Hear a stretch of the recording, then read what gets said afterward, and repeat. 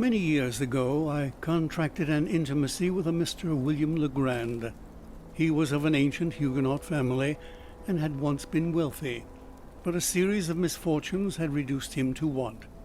To avoid the mortification consequent upon his disasters, he left New Orleans, the city of his forefathers, and took up his residence at Sullivan's Island, near Charleston, South Carolina.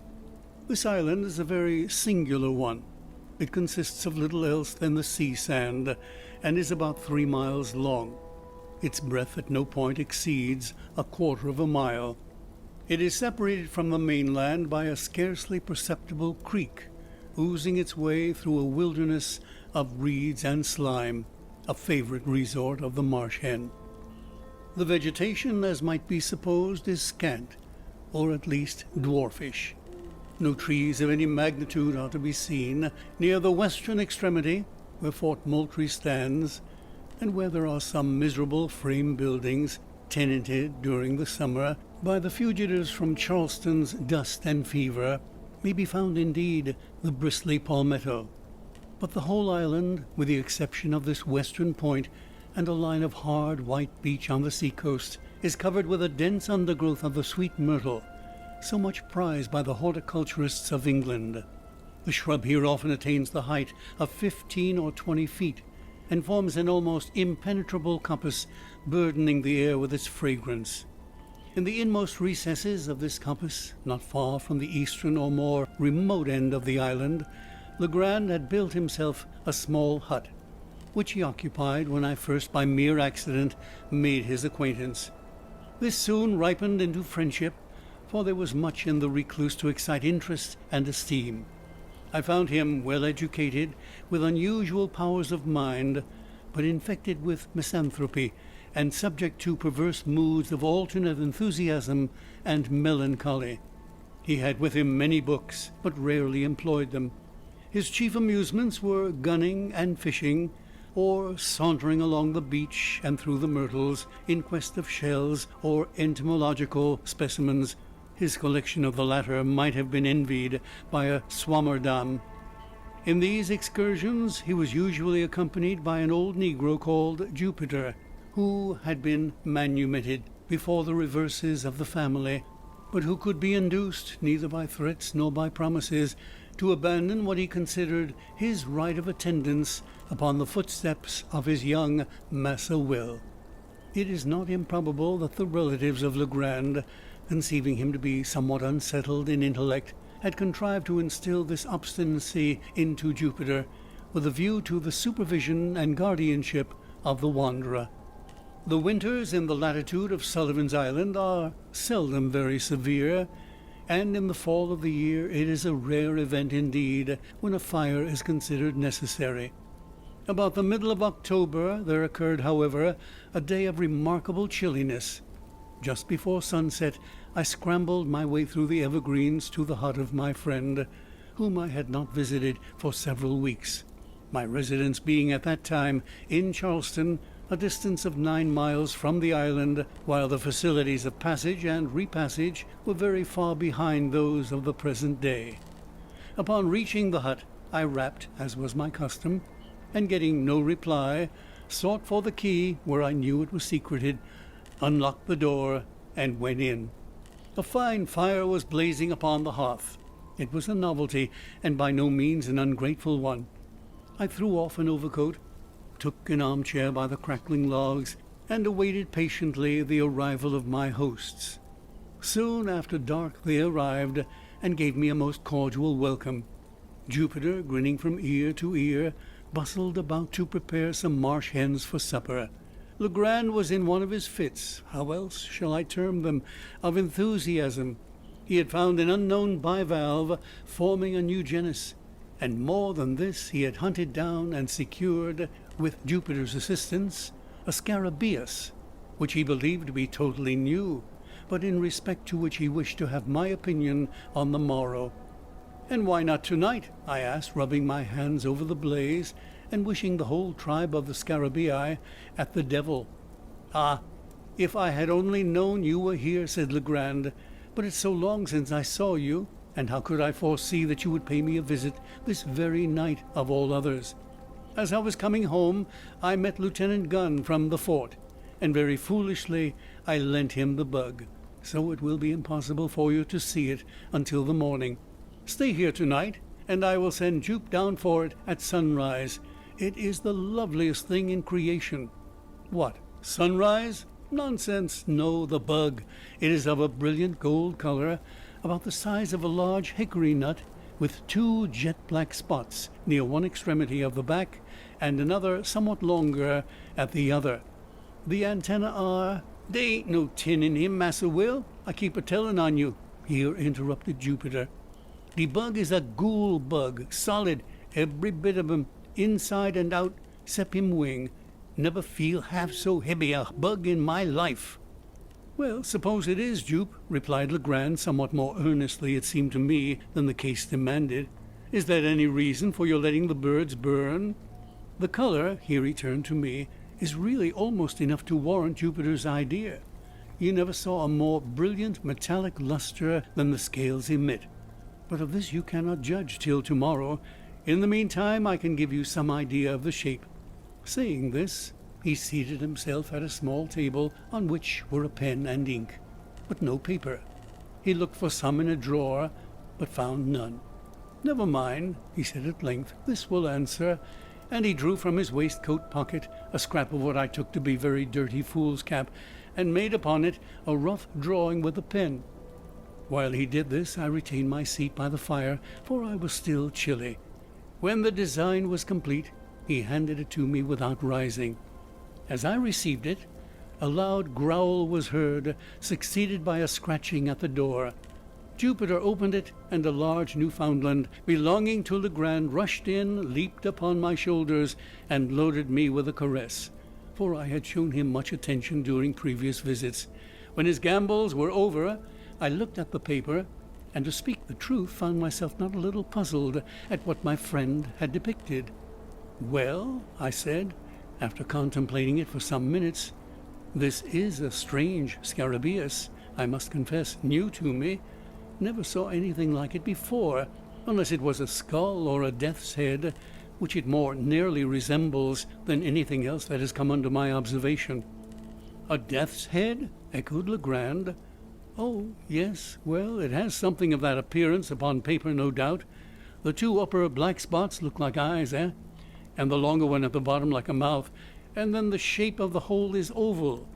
"Perhaps so," said I, "but Legrand, I fear you're no artist. I must wait until I see the beetle itself if I'm to form any idea of its personal appearance." "Well, I don't know," said he, a little nettled. "I draw tolerably, should do it at least, have had good masters, and flatter myself that I'm not quite a blockhead." "But, my dear fellow, you're joking then," said I. "This is a very passable skull indeed. I may say that it is a very excellent skull, according to the vulgar notions about such specimens of physiology, and your scarabaeus must be the queerest scarabaeus in the world if it resembles it. Why, we may get up a very thrilling bit of superstition upon this hint. I presume you will call the bug Scarabaeus caput hominis, or something of that kind. There are many similar titles in the natural histories. But where are the antennae you spoke of?" "The antennae?" said Legrand, who seemed to be getting unaccountably warm upon the subject. "I'm sure you must see the antennae. I made them as distinct as they are in the original insect, and I presume that it is sufficient." "Well, well," I said, "perhaps you have. Still, I don't see them." And I handed him the paper without additional remark, not wishing to ruffle his temper. But I was much surprised at the turn affairs had taken. His ill humor puzzled me, and as for the drawing of the beetle, there were positively no antennae visible, and the whole did bear a very close resemblance to the ordinary cuts of a death's head. He received the paper very peevishly, and was about to crumple it, apparently to throw it in the fire, when a casual glance at the design seemed suddenly to rivet his attention. In an instant his face grew violently red, in another excessively pale. For some minutes he continued to scrutinize the drawing minutely where he sat. At length he arose, took a candle from the table, and proceeded to seat himself upon a sea-chest in the furthest corner of the room. Here again he made an anxious examination of the paper, turning it in all directions. He said nothing, however, and his conduct greatly astonished me. Yet I thought it prudent not to exacerbate the growing moodiness of his temper by any comment.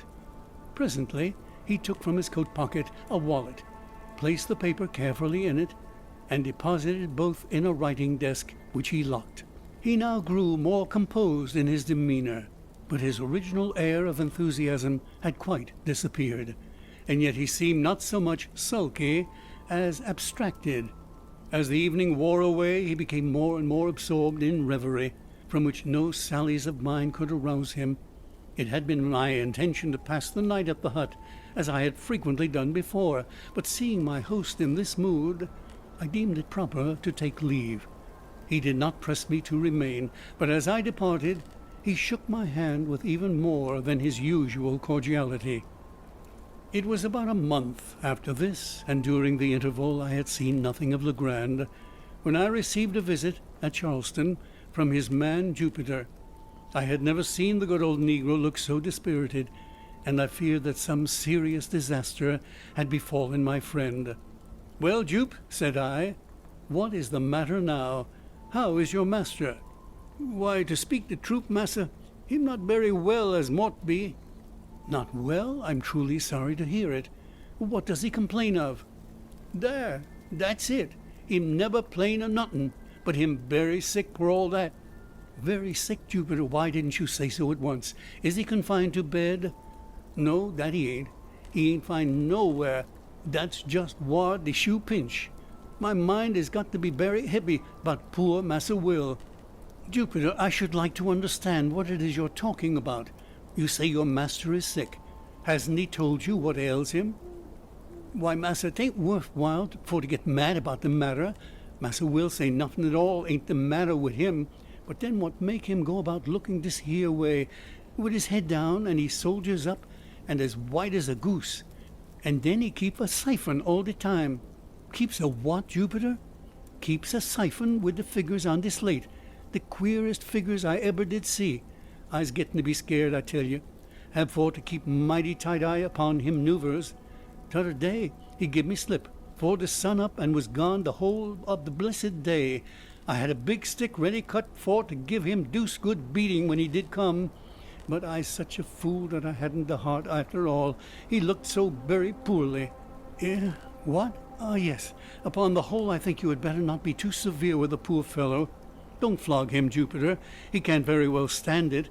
But can you form no idea of what has occasioned this illness, or rather this change of conduct? Has anything unpleasant happened since I saw you?" "No, massa, they ain't been nothing unpleasant since den. 'Twas 'fore den, I'm feared. 'Twas the very day you was there." How do you mean?" "Why, massa, I mean the bug there now." The what?" "The bug. I'm very certain that Massa Will been bit somewhere about the head by that ghoul bug." "And what cause have you, Jupiter, for such a supposition?" "Claws enough, massa, and mouth too. I never did see such a deuced bug. He kick and he bite everything what come near him. Massa Will catch him fuss, but had for to let him go 'gen mighty quick, I tell you. Then was the time he must have got the bite. I didn't like the look of the bug mouth myself nohow, so I wouldn't take hold of him with my finger, but I catch him with a piece of paper that I found. I wrap him up in the paper and stuff a piece of it in his mouth. That was the way." "And you think, then, that your master was really bitten by the beetle, and that the bite made him sick?" "I don't think nothing about it. I knows it. What make him dream about the gold so much, if 'tain't 'cause he bit by the gold bug? I's heerd about them gold bugs for this." "But how do you know he dreams about gold?" "How do I know? Why, 'cause he talk about it in his sleep. That's how I knows." "Well, Jupe, perhaps you're right. But to what fortunate circumstance am I to attribute the honor of a visit from you today?" "What the matter, massa?" "Did you bring any message from Mr. Legrand?" "No, massa, I bring this here pistol." And here Jupiter handed me a note, which ran thus: "My dear friend, why have I not seen you for so long a time? I hope you have not been so foolish as to take offence at any little brusquerie of mine. But no, that is improbable. Since I saw you, I have had great cause for anxiety. I have something to tell you, yet scarcely know how to tell it, or whether I should tell it at all. I have not been quite well for some days past, and poor old Jupe annoys me almost beyond endurance by his well-meant intentions. Would you believe it? He had prepared a huge stick the other day with which to chastise me for giving him the slip, and spending the day, solus, among the hills on the mainland. I verily believe that my ill looks alone saved me from a flogging. I have made no addition to my cabinet since we met. If you can, in any way, make it convenient, come over with Jupiter. Do come. I wish to see you tonight upon business of importance. I assure you that it is of the highest importance. Ever yours, William Legrand. There was something in the tone of this note which gave me great uneasiness. Its whole style differed materially from that of Legrand. What could he be dreaming of? What new crotchet possessed his excitable brain? What business of the highest importance could he possibly have to transact? Jupiter's account of him boded no good. I dreaded lest the continued pressure of misfortune had at length fairly unsettled the reason of my friend. Without a moment's hesitation, therefore, I prepared to accompany the negro. Upon reaching the wharf, I noticed a scythe and 3 spades, all apparently new, lying in the bottom of the boat in which we were to embark. "What is the meaning of all this, Jupe?" I inquired. "Him scythe, massa, and spade." "Very true, but what are they doing here?" "Him de scythe and de spade what Massa Will sis pon my buying for him in de town, and de devil's own lot of money I had to give for him." "But what in the name of all that is mysterious is your Massa Will going to do with scythes and spades?" "Dat's more dan I know, and devil take me if I don't believe 'tis more dan he know too. But it's all come of de bug." Finding that no satisfaction was to be obtained of Jupiter, whose whole intellect seemed to be absorbed by de bug, I now stepped into the boat and made sail. With a fair and strong breeze, we soon ran into the little cove to the northward of Port Moultrie, and a walk of some 2 miles brought us to the hut. It was about 3 in the afternoon when we arrived. Legrand had been awaiting us in eager expectation. He grasped my hand with a nervous empressement which alarmed me, and strengthened the suspicions already entertained. His countenance was pale, even to ghastliness, and his deep-set eyes glared with an unnatural lustre. After some inquiries respecting his health, I asked him, not knowing what better to say, if he had yet obtained the scarabaeus from Lieutenant Gunn. "Oh, yes," he replied, coloring violently. "I got it from him the next morning. Nothing should tempt me to part with that scarabaeus. Do you know that Jupiter is quite right about it?" "In what way?" I asked, with a sad foreboding at heart. "In supposing it to be a bug of real gold." He said this with an air of profound seriousness, and I felt inexpressibly shocked. "This bug is to make my fortune," he continued, with a triumphant smile, "to reinstate me in my family possessions. Is it any wonder, then, that I prize it? Since fortune has thought fit to bestow it upon me, I have only to use it properly, and I shall arrive at the gold of which it is the index. Jupiter, bring me that scarabaeus." "What, de bug, massa? I'd rudder not go for trouble dat bug. You must get him for your own self." Hereupon Legrand arose, and with a grave and stately air brought me the beetle from a glass case in which it was enclosed. It was a beautiful scarabaeus, and at that time unknown to naturalists. Of course a great prize in a scientific point of view. There were 2 round black spots near one extremity of the back, and a long one near the other. The scales were exceedingly hard and glossy, with all the appearance of burnished gold. The weight of the insect was very remarkable, and taking all things into consideration, I could hardly blame Jupiter for his opinion respecting it. But what to make of Legrand's concordance with that opinion, I could not for the life of me tell. "I sent for you," said he in a grandiloquent tone, when I had completed my examination of the beetle, I sent for you that I might have your counsel and assistance in furthering the views of fate and of the frag." "My dear Legrand," I cried, interrupting him, "you are certainly unwell, and had better use some little precautions. You shall go to bed, and I will remain with you a few days until you get over this. You are feverish, and—" "Feel my pulse," said he. I felt it, and to say the truth, found not the slightest indication of fever. "But you may be ill and yet have no fever. Allow me this once to prescribe for you. In the first place, go to bed. In the next—" "You are mistaken," he interposed. "I am as well as I can expect to be under the excitement which I suffer. If you really wish me well, you will relieve this excitement." "And how is this to be done?" "Very easily. Jupiter and myself are going upon an expedition into the hills upon the mainland, and in this expedition we shall need the aid of some person in whom we can confide.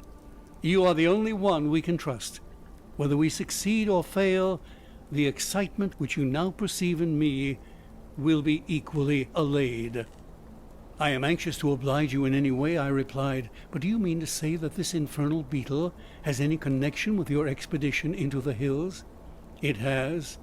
"Then, Legrand, I can become a party to no such absurd proceeding." "I am sorry, very sorry, for we shall have to try it by ourselves." "Try it by yourselves? The man is surely mad. But stay, how long do you propose to be absent?" "Probably all night. We shall start immediately, and be back at all events by sunrise." "And will you promise me, upon your honor, that when this freak of yours is over, and the bug business, good God, settled to your satisfaction, you will then return home and follow my advice implicitly as that of your physician?" "Yes, I promise. And now let us be off, for we have no time to lose." With a heavy heart I accompanied my friend. We started about 4 o'clock. Legrand, Jupiter, the dog, and myself. Jupiter had with him the scythe and spades, the whole of which he insisted upon carrying, more through fear, it seemed to me, of trusting either of the implements within reach of his master, than for any excessive industry or complaisance. His demeanor was dogged in the extreme, and "dat deuced bug" were the sole words which escaped his lips during the journey. For my own part, I had charge of a couple of dark lanterns, while Legrand contented himself with the scarabaeus, which he carried attached to the end of a bit of whipcord, twirling it to and fro with the air of a conjurer as he went. When I observed this last plain evidence of my friend's aberration of mind, I could scarcely refrain from tears. I thought it best, however, to humour his fancy, at least for the present, or until I could adopt some more energetic measures. In the meantime I endeavoured, but all in vain, to sound him in regard to the object of the expedition. Having succeeded in inducing me to accompany him, he seemed unwilling to hold conversation upon any topic of minor importance, and to all my questions vouchsafed no other reply than, "We shall see." We crossed the creek at the head of the island by means of a skiff, and ascending the high grounds on the shore of the mainland, proceeded in a northwesterly direction through a tract of country excessively wild and desolate, where no trace of a human footstep was to be seen. Legrand led the way with decision, pausing only for an instant here and there to consult what appeared to be certain landmarks of his own contrivance upon a former occasion. In this manner we journeyed for about 2 hours, and the sun was just setting when we entered a region infinitely more dreary than any yet seen. It was a species of tableland near the summit of an almost inaccessible hill, densely wooded from base to pinnacle, and interspersed with huge crags that appeared to lie loosely upon the soil, and in many cases were prevented from precipitating themselves into the valleys below merely by the support of the trees against which they reclined. Deep ravines in various directions gave an air of still sterner solemnity to the scene.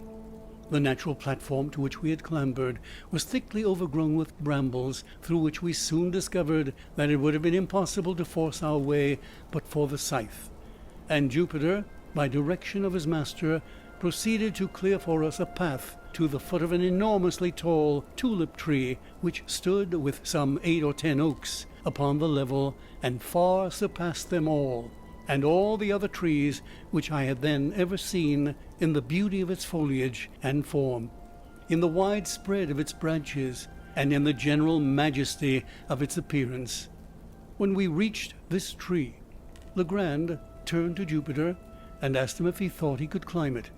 The old man seemed a little staggered by the question, and for some moments made no reply. At length he approached the huge trunk, walked slowly around it, and examined it with minute attention. When he had completed his scrutiny, he merely said, "Yes, massa, Jupe climb any tree he ever see in he life." "Then up with you as soon as possible, for it will soon be too dark to see what we are about." "How far must go up, massa?" inquired Jupiter. "Get up the main trunk first, and then I will tell you which way to go. And here, stop, take this beetle with you." "De bug, Massa Will? De gold bug?" cried the negro, drawing back in dismay. "What for must tote de bug way up de tree? Darn if I do." "If you are afraid, Jupe, a great big negro like you, to take hold of a harmless little dead beetle, why, you can carry it up by this string. But if you do not take it up with you in some way, I shall be under the necessity of breaking your head with this shovel." "What's the matter now, massa?" said Jupe, evidently shamed into compliance. "Always want for to raise fuss with old nigger. Was only funnin' anyhow. Me feared de bug. What I care for de bug?" Here he took a cautious hold of the extreme end of the string, and maintaining the insect as far from his person as circumstances would permit, prepared to ascend the tree. In youth, the tulip tree, or Liriodendron tulipiferum, the most magnificent of American foresters, has a trunk peculiarly smooth, and often rises to a great height without lateral branches. But in its riper age, the bark becomes gnarled and uneven, while many short limbs make their appearance on the stem. Thus the difficulty of ascension in the present case lay more in semblance than in reality. Embracing the huge cylinder as closely as possible with his arms and knees, seizing with his hands some projections, and resting his naked toes upon others, Jupiter, after 1 or 2 narrow escapes from falling, at length wriggled himself into the first great fork, and seemed to consider the whole business as virtually accomplished. The risk of the achievement was in fact now over, although the climber was some 60 or 70 feet from the ground.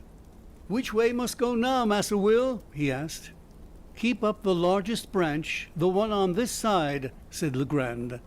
The negro obeyed him promptly, and apparently with but little trouble, ascending higher and higher, until no glimpse of his squat figure could be obtained through the dense foliage which enveloped it.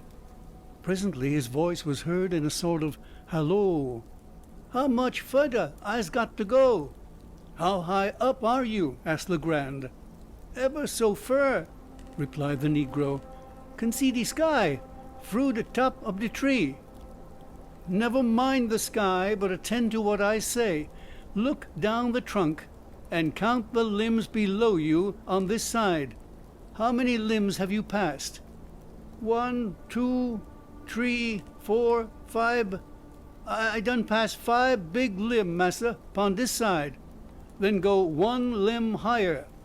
In a few minutes the voice was heard again, announcing that the 7th limb was attained. "Now, Jupe," cried Legrand, evidently much excited, "I want you to work your way out upon that limb as far as you can. If you see anything strange, let me know." By this time, what little doubt I might have entertained of my poor friend's insanity was put finally at rest. I had no alternative but to conclude him stricken with lunacy, and I became seriously anxious about getting him home. While I was pondering upon what was best to be done, Jupiter's voice was again heard. "Most feared for to venture upon dis limb very far. 'Tis dead limb pretty much all de way." "Did you say it was a dead limb, Jupiter?" cried Legrand in a quavering voice. "Yes, massa, him dead as de doornail. Done up for sartin. Done departed this here life." "What in the name of heaven shall I do?" asked Legrand, seemingly in the greatest distress. "Do?" said I, glad of an opportunity to interpose a word. "Why, come home and go to bed. Come now. That's a fine fellow. It's getting late, and besides, you remember your promise." "Jupiter!" cried he, without heeding me in the least. "Do you hear me?" "Yes, Massa Will, hear you ever so plain." "Try the wood well, then, with your knife, and see if you think it very rotten." "Him rotten, massa, sure enough," replied the negro in a few moments, "but not so berry rotten as mought be. Mought venture out little way pon de limb by myself, that's true." "By yourself? What do you mean?" "Why, I mean de bug. 'Tis berry heavy bug. Suppose I drop him down first, and den de limb won't break with just the weight of one nigger." "You infernal scoundrel!" cried Legrand, apparently much relieved. "What do you mean by telling me such nonsense as that? As sure as you drop that beetle, I'll break your neck. Look here, Jupiter, do you hear me?" "Yes, massa, needn't hollow at poor nigger dat style." "Well, now listen. If you will venture out on the limb as far as you think safe, and not let go the beetle, I'll make you a present of $1 as soon as you get down." "I'm gwine, Massa Will, 'deed I is," replied the negro very promptly. "Most out to the end now." "Out to the end!" here fairly screamed Legrand. "Do you say you're out to the end of that limb?" "Soon be to the end, massa. Oh, Lord Gol mercy, what is this here pon de tree?" "Well," cried Legrand, highly delighted, "what is it?" "Why, 'tain't nothing but a skull. Somebody been left him head up de tree, and de crows done gobble every bit ob de meat off." "A skull, you say? Very well. How is it fastened to the limb? What holds it on?" "Sure enough, massa. Must look." "Why, this berry curious circumstance, 'pon my word. Dere's a great big nail in de skull, what fastens ob it on to de tree." "Well, now, Jupiter, do exactly as I tell you. Do you hear?" "Yes, massa." "Pay attention, then. Find the left eye of the skull." "Oh, that's good. Why, dey ain't no eye left at all." "Curse your stupidity. Do you know your right hand from your left?" "Yes, I knows dat, knows all about dat. 'Tis my left hand what I chops de wood with." "To be sure, you're left-handed, and your left eye is on the same side as your left hand. Now, I suppose you can find the left eye of the skull, or the place where the left eye has been.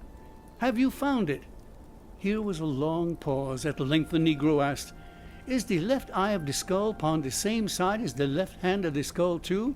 'Cause the skull ain't got not a bit of hand at all. Never mind, I got the left eye now. Here the left eye. What must do with it?"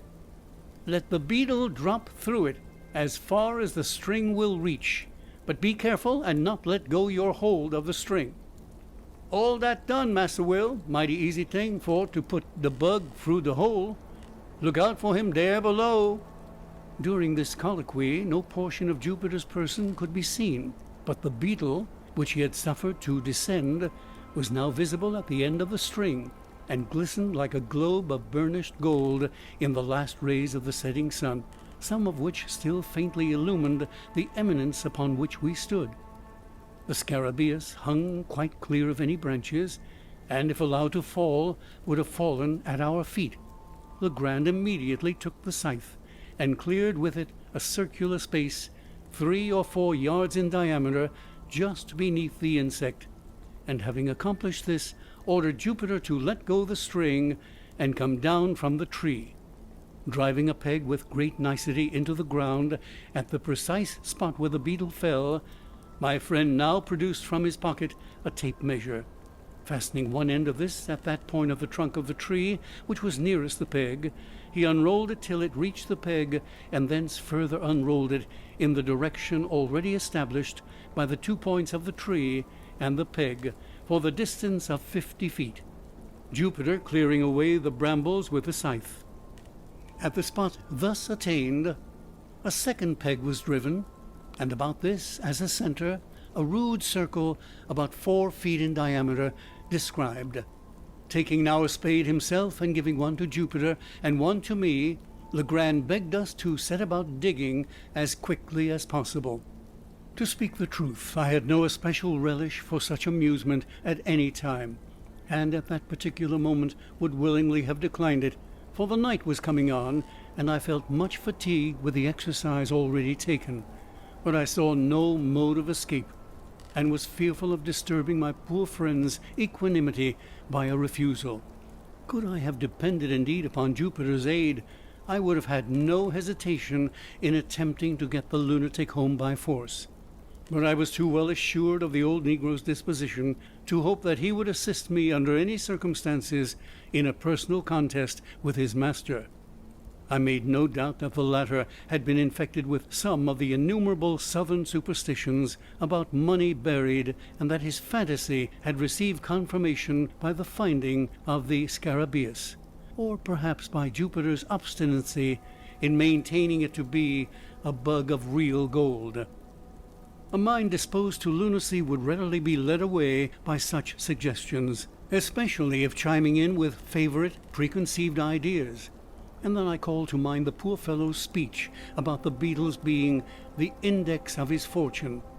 Upon the whole, I was sadly vexed and puzzled, but at length I concluded to make a virtue of necessity, to dig with a good will, and thus the sooner to convince the visionary by ocular demonstration of the fallacy of the opinion he entertained.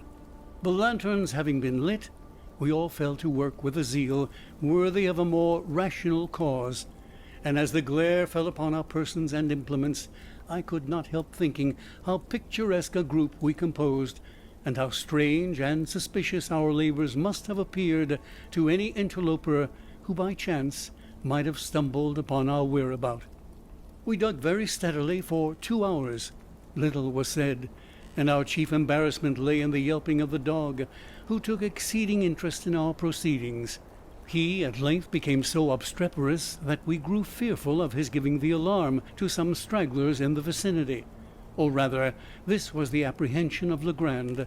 For myself, I should have rejoiced at any interruption which might have enabled me to get the wanderer home.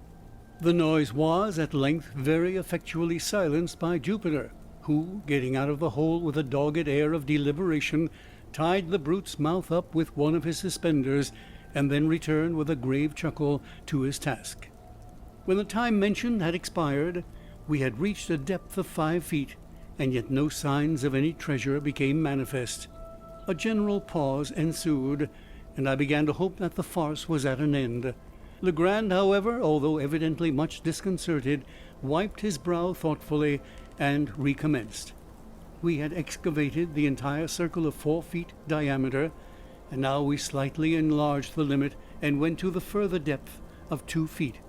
Still nothing appeared. The gold seeker, whom I sincerely pitied, at length clambered from the pit with the bitterest disappointment imprinted upon every feature, and proceeded slowly and reluctantly to put on his coat, which he had thrown off at the beginning of his labour. In the meantime I made no remark. Jupiter, at a signal from his master, began to gather up his tools. This done, and the dog having been unmuzzled, we turned in profound silence toward home. We had taken perhaps a dozen steps in this direction, when, with a loud oath, Legrand strode up to Jupiter and seized him by the collar. The astonished negro opened his eyes and mouth to the fullest extent, let fall the spades, and fell upon his knees. "You scoundrel!" said Legrand, hissing out the syllables from between his clenched teeth. "You infernal black villain! Speak, I tell you! Answer me this instant, without prevarication. Which is your left eye?" "Oh, my golly, Massa Will! Ain't this here my left eye for a taint?" roared the terrified Jupiter, placing his hand upon his right organ of vision, and holding it there with a desperate pertinacity, as if in immediate dread of his master's attempt at a gouge. "I thought so! I knew it! Hurrah!" vociferated Legrand, letting the negro go, and executing a series of curvets and caracoles, much to the astonishment of his valet, who, arising from his knees, looked mutely from his master to myself, and then from myself to his master. "Come, we must go back," said the latter. "The game's not up yet," and he again led the way to the tulip tree. "Jupiter," said he, when we reached his foot, "come here. Was the skull nailed to the limb with the face outward, or with the face to the limb?" "The face was out, massa, so that the crows could get at the eyes good, without any trouble." "Well, then, was it this eye or that through which you dropped the beetle?" Here Legrand touched each of Jupiter's eyes. "'Twas this eye, massa, the left eye, just as you tell me. And here it was his right eye that the negro indicated." "That will do. We must try it again." Here my friend, about whose madness I now saw, or fancied that I saw, certain indications of method, removed the peg which marked the spot where the beetle fell, to a spot about 3 inches to the westward of its former position, taking now the tape measure from the nearest point of the trunk to the peg as before, and continuing the extension in a straight line to the distance of 50 feet, a spot was indicated, removed by several yards from the point at which we had been digging. Around the new position a circle, somewhat larger than in the former instance, was now described, and we again set to work with the spade. I was dreadfully weary, but scarcely understanding what had occasioned the change in my thoughts, I felt no longer any great aversion from the labor imposed. I had become most unaccountably interested, nay, even excited. Perhaps there was something amid all the extravagant demeanor of Legrand, some air of forethought or of deliberation which impressed me. I dug eagerly, and now and then caught myself actually looking with something that very much resembled expectation for the fancied treasure, the vision of which had demented my unfortunate companion. At a period when such vagaries of thought most fully possessed me, and when we had been at work perhaps an hour and a half, we were again interrupted by the violent howlings of the dog. His uneasiness in the first instant had been evidently but the result of playfulness or caprice, but he now assumed a bitter and serious tone. Upon Jupiter's again attempting to muzzle him, he made furious resistance, and leaping into the hole, tore up the mold frantically with his claws. In a few seconds he had uncovered a mass of human bones, forming 2 complete skeletons. Intermingled with several buttons of metal, and what appeared to be the dust of decayed woolen, 1 or 2 strokes of a spade upturned the blade of a large Spanish knife, and as we dug further, 3 or 4 loose pieces of gold and silver coin came to light. At sight of these the joy of Jupiter could scarcely be restrained, but the countenance of his master wore an air of extreme disappointment. He urged us, however, to continue our exertions, and the words were hardly uttered when I stumbled and fell forward, having caught the toe of my boot in a large ring of iron that lay half buried in the loose earth. We now worked in earnest. Never did I pass 10 minutes of more intense excitement. During this interval we had fairly unearthed an oblong chest of wood, which from its perfect preservation and wonderful hardness had plainly been subjected to some mineralizing process, perhaps that of the bichloride of mercury. This box was 3 feet and a half long, 3 feet broad, and 2.5 feet deep. It was firmly secured by bands of wrought iron, riveted and forming a kind of open trellis work over the whole. On each side of the chest, near the top, were 3 rings of iron, 6 in all, by means of which a firm hold could be obtained by 6 persons. Our utmost united endeavors served only to disturb the coffer very slightly in its bed. We at once saw the impossibility of removing so great a weight. Luckily, the sole fastenings of the lid consisted of 2 sliding bolts. These we drew back, trembling and panting with anxiety. In an instant, a treasure of incalculable value lay gleaming before us. As the rays of the lantern fell within the pit, there flashed upward a glow and a glare from a confused heap of gold and of jewels that absolutely dazzled our eyes. I shall not pretend to describe the feelings with which I gazed. Amazement was, of course, predominant. Legrand appeared exhausted with excitement, and spoke very few words. Jupiter's countenance wore for some minutes as deadly a pallor as is possible, in the nature of things, for any negro's visage to assume. He seemed stupefied, thunder-stricken. Presently he fell upon his knees in the pit, and burying his naked arms up to the elbows in gold, left them there remain, as if enjoying the luxury of a bath. At length, with a deep sigh, he exclaimed, as if in a soliloquy, "And this all come of the gold bug, the putty gold bug, the poor little gold bug. What I boozed in that savage kind of style. Ain't you ashamed of yourself, nigger? Answer me that." It became necessary at last that I should arouse both master and valet to the expediency of removing the treasure. It was growing late, and it behooved us to make exertion, that we might get everything housed before daylight. It was difficult to say what should be done, and much time was spent in deliberation, so confused were the ideas of all. We finally lightened the box by removing 2/3 of its contents, when we were enabled, with some trouble, to raise it from the hole. The articles taken out were deposited among the brambles, and the dog left to guard them, with strict orders from Jupiter neither upon any pretense to stir from the spot, nor to open his mouth until our return. We then hurriedly made for home with the chest, reaching the hut in safety. But after excessive toil at 1 o'clock in the morning, worn out as we were, it was not in human nature to do more immediately. We rested until 2, and had supper, starting for the hills immediately afterward, armed with 3 stout sacks, which by good luck were upon the premises. A little before 4 we arrived at the pit, divided the remainder of the booty as equally as might be among us, and leaving the holes unfilled, again set out for the hut, at which for the second time we deposited our golden burdens. Just as the first faint streaks of the dawn gleamed from over the tree-tops in the east. We were now thoroughly broken down, but the intense excitement of the time denied us repose. After an unquiet slumber of some 3 or 4 hours' duration, we arose, as if by preconcert, to make examination of our treasure. The chest had been full to the brim, and we spent the whole day and the greater part of the next night in a scrutiny of its contents. There had been nothing like order or arrangement. Everything had been heaped in promiscuously.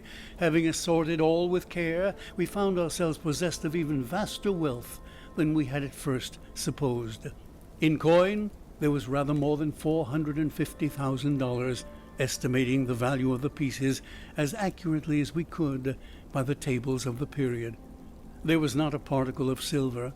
All was gold of antique date and of great variety, French, Spanish, and German money, with a few English guineas, and some counters of which we had never seen specimens before. There were several very large and heavy coins, so worn we could make nothing of their inscriptions. There was no American money. The value of the jewels we found more difficulty in estimating. There were diamonds, some of them exceedingly large and fine, 110 in all, and not one of them small. 18 rubies of remarkable brilliancy, 310 emeralds, all very beautiful, and 21 sapphires with an opal. These stones had all been broken from their settings and thrown loose in the chest. The settings themselves, which we picked out from among the other gold, appeared to have been beaten up with hammers, as if to prevent identification. Besides all this, there was a vast quantity of solid gold ornaments, nearly 200 massive finger and ear rings, rich chains, 30 of these if I remember, 83 very large and heavy crucifixes, 5 gold censers of great value, a prodigious golden punch bowl ornamented with richly chased vine leaves and bacchanalian figures, with 2 sword handles exquisitely embossed, and many other smaller articles which I cannot recollect. The weight of these valuables exceeded 350 pounds avoirdupois, and in this estimate I have not included 197 superb gold watches, 3 of the number being worth each $500 if one. Many of them were very old, and as timekeepers valueless, the works having suffered more or less from corrosion, but all were richly jeweled and in cases of great worth. We estimated the entire contents of the chest that night at $1.5 million, and upon the subsequent disposal of the trinkets and jewels, a few being retained for our own use, it was found that we had greatly undervalued the treasure. When at length we had concluded our examination, and the intense excitement of the time had in some measure subsided, Legrand, who saw that I was dying with impatience for a solution of this most extraordinary riddle, entered into a full detail of all the circumstances connected with it. "You remember," said he, "that night when I handed you the rough sketch I had made of the scarabaeus? You recollect also that I became quite vexed at you for insisting that my drawing resembled a death's head. When you first made this assertion, I thought you were jesting, but afterward I called to mind the peculiar spots on the back of the insect, and admitted to myself that your remark had some little foundation in fact. Still, the sneer at my graphic powers irritated me, for I am considered a good artist, and therefore, when you handed me the scrap of parchment, I was about to crumple it up and throw it angrily into the fire. "The scrap of paper, you mean," said I. "No. It had much of the appearance of paper, and at first I supposed it to be such, but when I came to draw upon it, I discovered it at once to be a piece of very thin parchment. It was quite dirty, you remember. Well, as I was in the very act of crumpling it up, my glance fell upon the sketch at which you had been looking, and you may imagine my astonishment when I perceived, in fact, the figure of a death's head just where it seemed to me I had made the drawing of the beetle. For a moment I was too much amazed to think with accuracy. I knew that my design was very different in detail from this, although there was a certain similarity in general outline. Presently I took a candle, and seating myself at the other end of the room, proceeded to scrutinize the parchment more closely. Upon turning it over, I saw my own sketch upon the reverse, just as I had made it. My first idea now was mere surprise at the really remarkable similarity of outline, at the singular coincidence involved in the fact that, unknown to me, there should have been a skull upon the other side of the parchment, immediately beneath my figure of the scarabaeus, and that this skull, not only in outline but in size, should so closely resemble my drawing. I say the singularity of this coincidence absolutely stupefied me for a time. This is the usual effect of such coincidences. The mind struggles to establish a connection, a sequence of cause and effect, and being unable to do so, suffers a species of temporary paralysis. But when I recovered from this stupor, there dawned upon me gradually a conviction which startled me even far more than the coincidence. I began distinctly, positively to remember that there had been no drawing upon the parchment when I made my sketch of the scarabaeus. I became perfectly certain of this, for I recollected turning up first one side and then the other in search of the cleanest spot. Had the skull been there, of course I could not have failed to notice it. Here was indeed a mystery which I felt it impossible to explain. But even at that early moment there seemed to glimmer faintly within the most remote and secret chambers of my intellect a glow-worm-like conception of that truth which last night's adventure brought to so magnificent a demonstration. I arose at once, and putting the parchment securely away, dismissed all further reflection until I should be alone. When you had gone, and when Jupiter was fast asleep, I betook myself to a more methodical investigation of the affair. In the first place, I considered the manner in which the parchment had come into my possession. The spot where we discovered the scarabaeus was on the coast of the mainland, about a mile eastward of the island, and but a short distance above the high-water mark. Upon my taking hold of it, it gave me a sharp bite, which caused me to let it drop. Jupiter, with his accustomed caution, before seizing the insect, which had flown toward him, looked about him for a leaf, or something of that nature, by which to take hold of it. It was at this moment that his eyes, and mine also, fell upon the scrap of parchment, which I then supposed to be paper. It was lying half buried in the sand, a corner sticking up. Near the spot where we found it, I observed the remnants of the hull of what appeared to have been a ship's longboat. The wreck seemed to have been there for a very great while, for the resemblance to boat timbers could scarcely be traced. Well, Jupiter picked up the parchment, wrapped the beetle in it, and gave it to me. Soon afterward we turned to go home, and on the way met Lieutenant Gunn. I showed him the insect, and he begged me to let him take it to the fort. Upon my consenting, he thrust it forthwith into his waistcoat pocket, without the parchment in which it had been wrapped, and which I had continued to hold in my hand during his inspection. Perhaps he dreaded my changing my mind, and thought it best to make sure of the prize at once. You know how enthusiastic he is on all subjects connected with natural history. At the same time, without being conscious of it, I must have deposited the parchment in my own pocket. You remember that when I went to the table for the purpose of making a sketch of the beetle, I found no paper where it was usually kept. I looked in the drawer and found none there. I searched my pockets, hoping to find an old letter, when my hand fell upon the parchment. I thus detail the precise mode in which it came into my possession, for the circumstances impressed me with peculiar force. No doubt you will think me fanciful, but I had already established a kind of connection.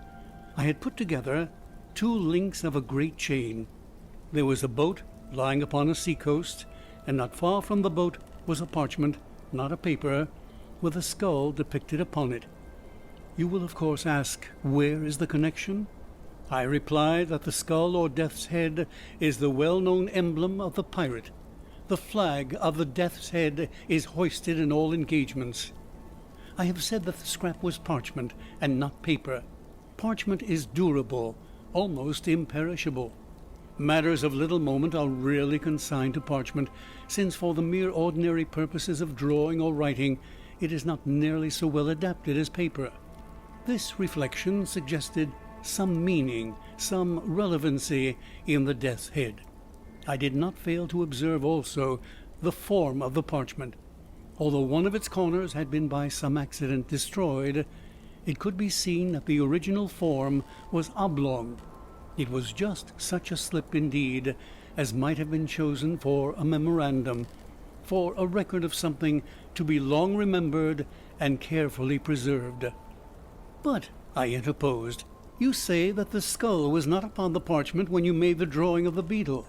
How then do you trace any connection between the boat and the skull, since this latter, according to your own admission, must have been designed, God only knows how or by whom, at some period subsequent to your sketching the scarabaeus?" Ah, hereupon turns the whole mystery, although the secret at this point I had comparatively little difficulty in solving. My steps were sure, and could afford but a single result. I reasoned, for example, thus. When I drew the scarabaeus, there was no skull apparent upon the parchment.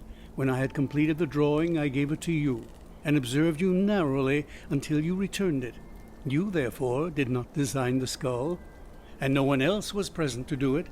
Then it was not done by human agency, and nevertheless it was done. At this stage of my reflections I endeavored to remember, and did remember with entire distinctness, every incident which occurred about the period in question. The weather was chilly. Oh, rare and happy accident! And a fire was blazing upon the hearth. I was heated with exercise, and sat near the table. You, however, had drawn a chair close to the chimney. Just as I placed the parchment in your hand, and as you were in the act of inspecting it, Wolf, the Newfoundland, entered and leaped upon your shoulders. With your left hand you caressed him and kept him off, while your right, holding the parchment, was permitted to fall listlessly between your knees and in close proximity to the fire. At one moment I thought the blaze had caught it, and was about to caution you, but before I could speak you had withdrawn it and were engaged in its examination. When I considered all these particulars, I doubted not for a moment that heat had been the agent in bringing to light upon the parchment the skull which I saw designed upon it. You are well aware that chemical preparations exist, and have existed time out of mind, by means of which it is possible to write upon either paper or vellum, so that the characters shall become visible only when subjected to the action of fire. Zafar, digested in aqua regia and diluted with 4 times its weight of water, is sometimes employed. A green tint results. The regulus of cobalt, dissolved in a spirit of nitre, gives a red. These colors disappear at longer or shorter intervals after the material written upon it cools, but again becomes apparent upon the reapplication of heat. I now scrutinized the death's head with care. Its outer edges, the edges of the drawing nearest the edge of the vellum, was far more distinct than the others. It was clear that the action of the caloric had been imperfect or unequal. I immediately kindled a fire and subjected every portion of the parchment to a glowing heat. At first the only effect was the strengthening of the faint lines in the skull, but upon persevering in the experiment, there became visible at the corner of the slip, diagonally opposite to the spot in which the death's head was delineated, the figure of what I had first supposed to be a goat. A closer scrutiny, however, satisfied me that it was intended for a kid. "Ha, ha," said I, "to be sure I have no right to laugh at you. $1.5 million of money is too serious a matter for mirth. But you're not about to establish a third link in your chain. You will not find any special connection between your pirates and a goat. Pirates, you know, have nothing to do with goats. They appertain to the farming interest." "But I have just said that the figure was not that of a goat." "Well, a kid then, pretty much the same thing." "Pretty much, but not altogether," said Legrand. "You may have heard of one Captain Kidd." I at once looked upon the figure of the animal as a kind of punning or hieroglyphical signature. I say signature because its position upon the vellum suggested this idea. The death's head at the corner diagonally opposite had in the same manner the air of a stamp or seal.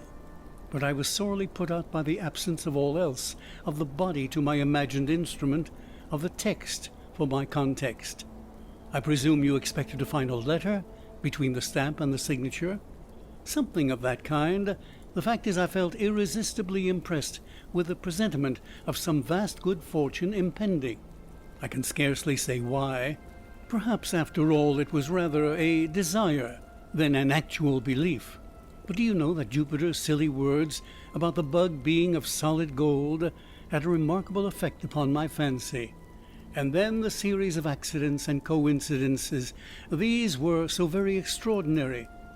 Do you observe how mere an accident it was that these events should have occurred upon the sole day of all the year in which it has been, or may be, sufficiently cool for foe, and that without the fire, or without the intervention of the dog at the precise moment in which he appeared, I should never have become aware of the death's head, and so never the possessor of the treasure.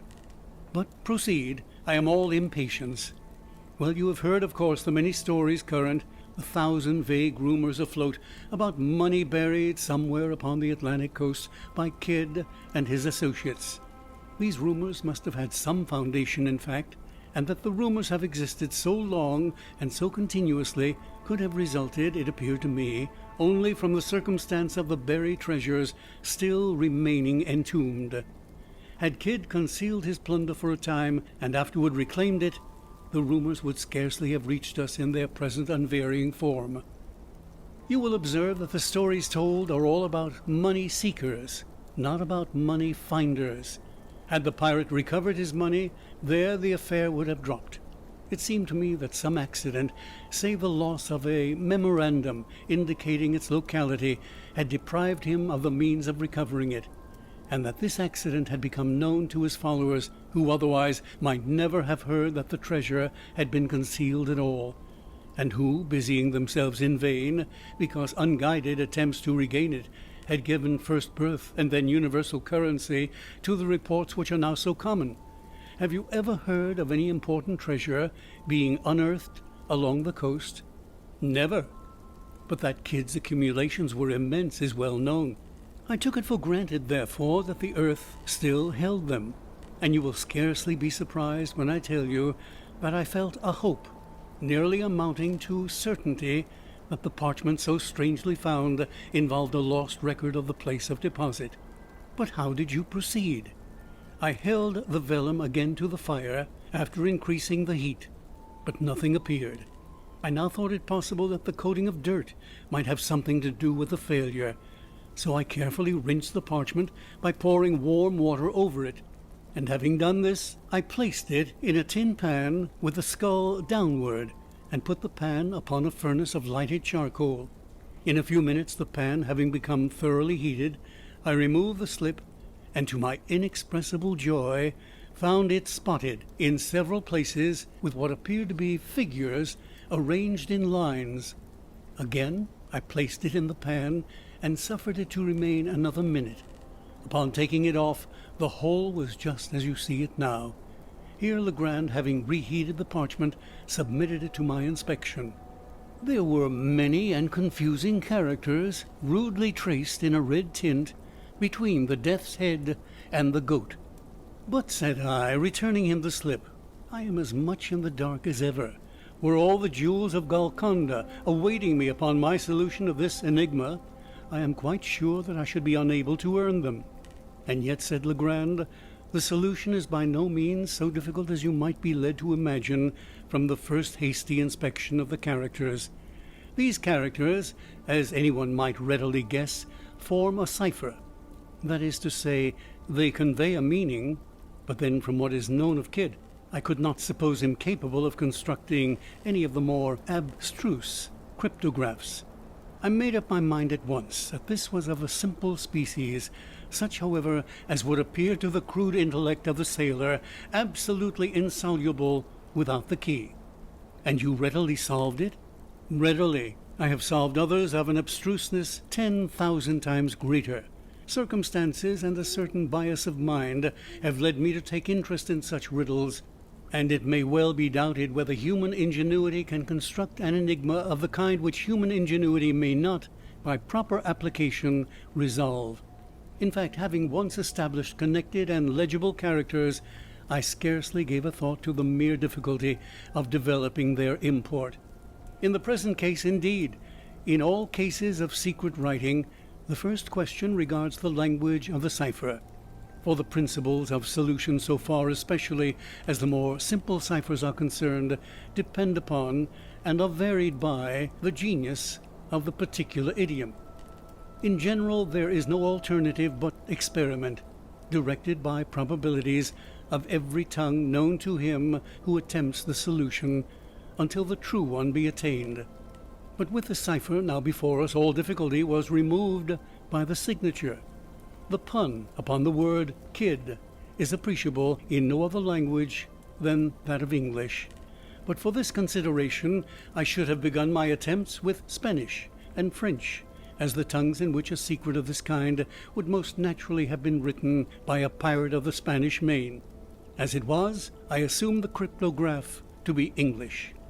You observe there are no divisions between the words. Had there been divisions, the task would have been comparatively easy. In such cases I should have commenced with a collation and analysis of the shorter words, and had a word of a single letter occurred, as is most likely, A or I, for example, I should have considered the solution as assured. But there being no division, my first step was to ascertain the predominant letters as well as the least frequent. Counting all, I constructed a table. Thus, of the characters 8, there are 33.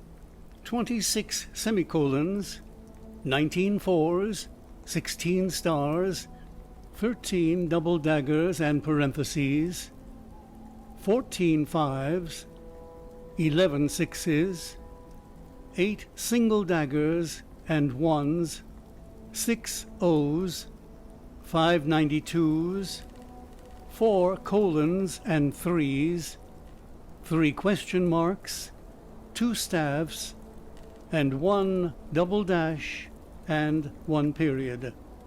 Now in English, the letter which most frequently occurs is E.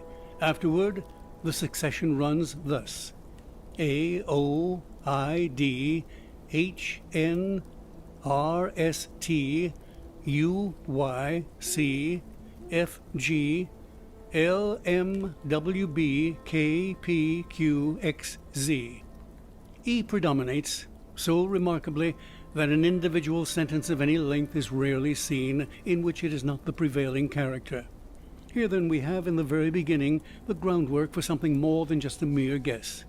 The general use which may be made of the table is obvious, but in this particular cipher we shall only very partially require its aid. As our predominant character is 8, we will commence by assuming it as the E of the natural alphabet. To verify the supposition, let us observe if the 8 be seen often in couples, for E is doubled with great frequency in English, in such words, for example, as meet, fleet, speed, seen, been, agree, etc. In the present instance, we see it doubled no less than 5 times, although the cryptograph is brief. Let us assume 8 then as E. Now, of all words in the language, the is most usual. Let us see, therefore, whether there are not repetitions of any 3 characters in the same order of collocation, the last of them being 8. If we discover repetitions of such letters so arranged, they will most probably represent the word the. Upon inspection, we find no less than 7 such arrangements, the characters being semicolon 48 period. We may therefore assume that a semicolon represents T, 4 represents H, and 8 represents E, the last being now well confirmed, and thus a great step has been taken. But having established a single word, we are enabled to establish a vastly important point, that is to say, several commencements and terminations of other words. Let us refer, for example, to the last instance but one, in which the combination semicolon 48 occurs, not far from the end of the cipher. We know that the semicolon immediately ensuing is the commencement of a word, and of 6 characters succeeding this, the. We are cognizant of no less than 5. Let us set these characters down thus by the letters we know them to represent, leaving a space for the unknown. T-E-E-T-H, period. Here we are enabled at once to discard the TH, as forming no portion of the word commencing with the first T semicolon, since by experiment of the entire alphabet for a letter adapted to the vacancy, we perceive that no word can be formed of which this TH can be a part. We are thus narrowed into T space EE, comma, and, going through the alphabet, if necessary, as before, we arrive at the word tree as the sole possible reading. We thus gain another letter, R, represented by parentheses, with the words the tree in juxtaposition. Looking beyond these words for a short distance, we again see the combination semicolon 48, and employ it by way of termination to what immediately precedes. We have thus this arrangement: the tree, semicolon 4, dagger, question mark 3, 4, the, or substituting the natural letters where known, it reads thus: the tree, THR, double dagger, question mark 3H, the. Now, if in the place of the unknown characters we leave blank spaces or substitute dots, we read thus: the tree, THR, H, THE. When the word through makes itself evident at once. But this discovery gives us 3 new letters, O, U, and G, represented by double dagger, question mark, and 3. Looking now narrowly through the cipher for combinations of known characters, we find not very far from the beginning this arrangement: 8, 3, parentheses, 8, 8, or EGREE, which plainly is the conclusion of the word degree, and gives us another letter, D, represented by dagger. 4 letters beyond the word degree, we perceive the combination semicolon 4, 6, parentheses, semicolon 8, 8. Translating the known characters and representing the unknown by dots as before, we read thus: TH dot RTEE, an arrangement immediately suggestive of the word 13, and again furnishing us with 2 new characters, I and N, represented by 6 and star. Referring now to the beginning of the cryptograph, we find the combination 5-3 double dagger, dagger. Translating as before, we obtain good, Good, which assures us that the first letter is A, and that the first two words are a good. It is now time that we arrange our key as far as discovered in a tabular form to avoid confusion. It will stand thus. 5 represents A, single dagger, D, 8, E, 3, G, 4, H, 6, I, star, N, double dagger, O, parentheses, R, colon, T, question mark, U. We have therefore no less than 11 of the most important letters represented, and it will be unnecessary to proceed with the details of the solution. I have said enough to convince you that ciphers of this nature are readily soluble, and to give you some insight into the rationale of their development. But be assured that the specimen before us appertains to the very simplest species of cryptograph. It now only remains to give you the full translation of the characters upon the parchment as unriddled, and here it is.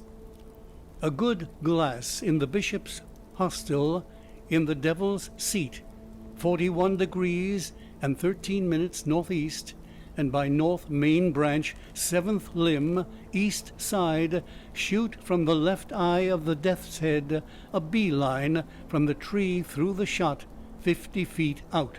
But, said I, the enigma seems still in as bad a condition as ever. How is it possible to extort a meaning from all this jargon about devil's seats, death's head, and bishops' hotels? I confess, replied Legrand, that the matter still wears a serious aspect when regarded with a casual glance. My first endeavor was to divide the sentence into the natural division intended by the cryptographist. You mean to punctuate it? Something of that kind. But how is it possible to effect this? I reflected that it had been a point with the writer to run his words together without division, so as to increase the difficulty of solution. Now, a not over-acute man, in pursuing such an object, would be nearly certain to overdo the matter. When, in the course of his composition, he arrived at a break in his subject which would naturally require a pause or a point, he would be exceedingly apt to run his characters at this place more than usually close together. If you will observe the MS in the present instance, you will easily detect 5 such cases of unusual crowding. Acting upon this hint, I made the division thus.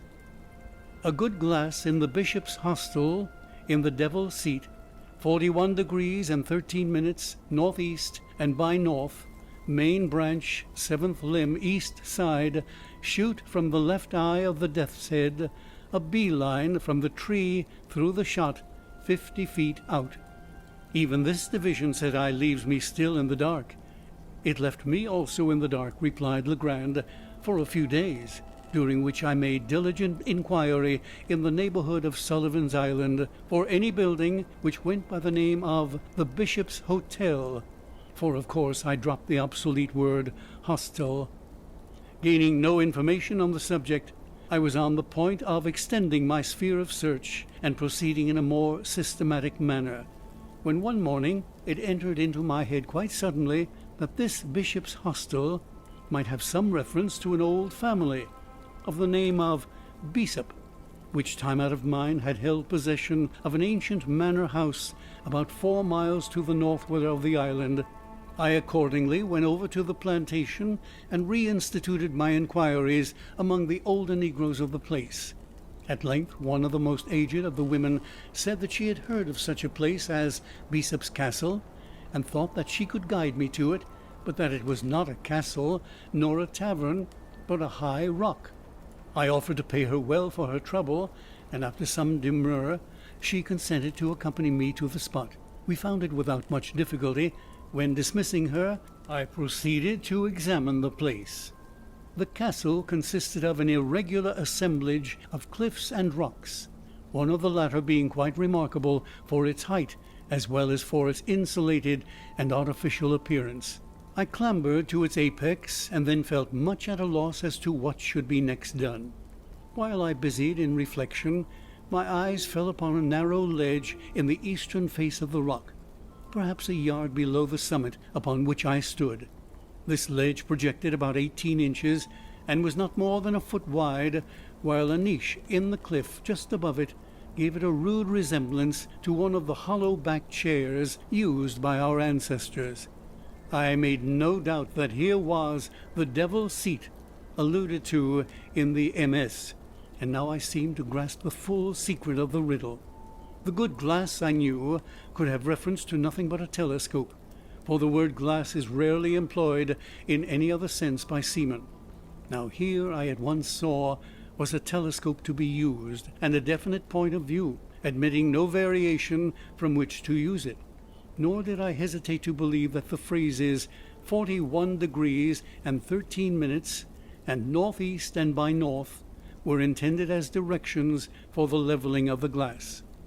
Greatly excited by these discoveries, I hurried home, procured a telescope, and returned to the rock. I let myself down to the ledge, and found that it was impossible to retain a seat upon it except in one particular position. This fact confirmed my preconceived idea. I proceeded to use the glass. Of course, the 41 degrees and 13 minutes could allude to nothing but elevation above the visible horizon, since the horizontal direction was clearly indicated by the words northeast and by north. This latter direction I at once established by means of a pocket compass. Then, pointing the glass as nearly at an angle of 41 degrees of elevation as I could do it by guess, I moved it cautiously up or down until my attention was arrested by a circular rift or opening in the foliage of a large tree that overtopped its fellows in the distance. In the center of this rift I perceived a white spot, but could not at first distinguish what it was. Adjusting the focus of the telescope, I again looked, and now made it out to be a human skull. Upon this discovery I was so sanguine as to consider the enigma solved, for the phrase main branch, seventh limb, east side could refer only to the position of the skull upon the tree, while shoot from the left eye of the death's head admitted also of but one interpretation. In regard to a search for buried treasure, I perceived that the design was to drop a bullet from the left eye of the skull, and that a bee-line, or, in other words, a straight line, drawn from the nearest point of the trunk, through the shot, or the spot where the bullet fell, and thence extended to a distance of 50 feet, would indicate a definite point, and beneath this point I thought it at least possible that a deposit of value lay concealed. All this, I said, is exceedingly clear, and although ingenious, still simple and explicit. When you left the Bishop's Hotel, what then? Why, having carefully taken the bearings of the tree, I turned homeward. The instant that I left the Devil's Seat, however, the circular rift vanished, nor could I get a glimpse of it afterward, turn as I would. What seems to me the chief ingenuity in this whole business is the fact, for repeated experiment has convinced me it is a fact, that the circular opening in question is visible from no other attainable point of view than that afforded by the narrow ledge upon the face of the rock. In this expedition to the Bishop's Hotel I had been attended by Jupiter, who had no doubt observed for some weeks past the abstraction of my demeanour, and took especial care not to leave me alone. But on the next day, getting up very early, I contrived to give him the slip, and went into the hills in search of the tree. After much toil I found it. When I came home at night, my valet proposed to give me a flogging. With the rest of the adventure I believe you are as well acquainted as myself. I suppose, said I, you missed the spot in the first attempt at digging, through Jupiter's stupidity in letting the bug fall through the right instead of through the left eye of the skull. Precisely. This mistake made a difference of about 2.5 inches in the shot, that is to say, in the position of the peg nearest the tree, and had the treasure been beneath the shot, the error would have been of little moment. But the shot, together with the nearest point of the tree, were merely 2 points for the establishment of a line of direction, Of course, the error, however trivial in the beginning, increased as we proceeded with the line, and by the time we had gone 50 feet, threw us quite off the scent. But for my deep-seated impressions that treasure was here somewhere actually buried, we might have had all our labor in vain. But your grandiloquence and your conduct in swinging the beetle, how excessively odd! I was sure you were mad. And why did you insist upon letting fall the bug instead of a bullet from the skull? Why, to be frank, I felt somewhat annoyed by your evident suspicions touching my sanity, and so resolved to punish you quietly in my own way by a little bit of sober mystification. For this reason I swung the beetle, and for this reason I let it fall from the tree. An observation of yours was about its great weight suggested the latter idea. Yes, I perceive, but now there is only one point which puzzles me.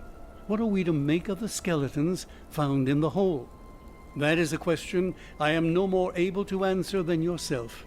There seems, however, only one plausible way of accounting for them, and yet it is dreadful to believe in such atrocity as my suggestion would imply.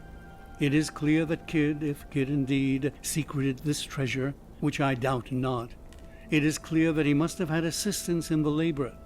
But this labor concluded, he may have thought it expedient to remove all participants in his secret. Perhaps a couple of blows with a mattock were sufficient, while his coadjutors were busy in the pit. Perhaps it required a dozen. Who shall tell?